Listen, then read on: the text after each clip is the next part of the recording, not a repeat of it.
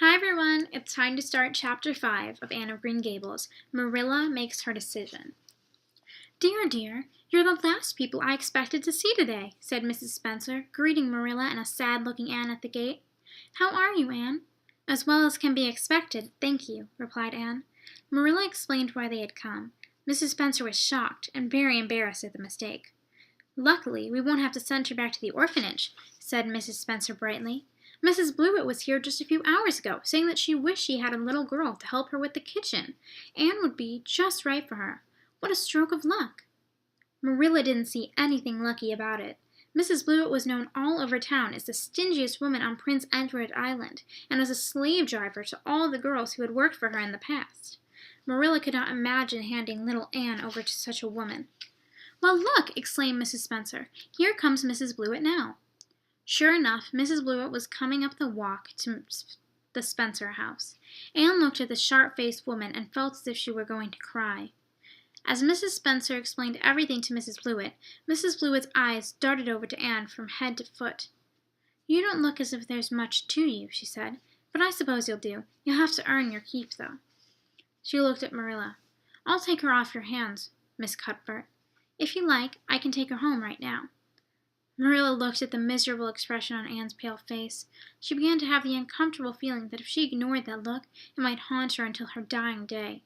Besides, she simply did not like Mrs. Blewett. How could she hand a sensitive, sweet child like Anne over to such a woman? Well, I don't know, Marilla said slowly. I didn't say that Matthew and I had definitely decided to send Anne back. In fact, Matthew would like to keep her. I just came over to find out how the mistake had been made. I'd better take her home and talk it over again with Matthew. If we decide not to keep her, we'll let you know tomorrow night. Will that suit you, Mrs. Blewett? I suppose it will have to, sighed Mrs. Blewett. Anne and Marilla were back in their buggy before Anne could figure out what was happening. Oh, Miss Cuthbert, did you really say that you might keep me at Green Gables? She asked breathlessly. Or did I just imagine it? You'd better learn to control that imagination of yours if you can't tell what is real and what is not, replied Marilla. Nothing has been decided yet. I'll have to talk it over with Matthew. Marilla couldn't help noticing the smile on Matthew's face when she arrived back at Green Gables with Anne that evening. When she and Matthew were milking the cows, she told him Anne's history, as well as the events of the day.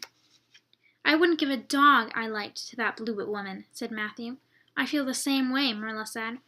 As for keeping her ourselves, I have no idea how to bring up a girl, and I'm sure I'll make a mess of it, but I'll do my best. As far as I'm concerned, she may stay. Matthew's face was a glow of delight. I was hoping you'd come to see it that way, he said quietly.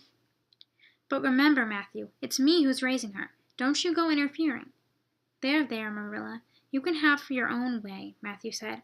Only be as kind as you can without spoiling her. Don't say anything to her about it tonight, said Marilla. If we tell her she can stay, she won't sleep a wink. My, did you ever imagine that we 2 old goats would adopt an orphan girl? Goodness only knows what will come of it.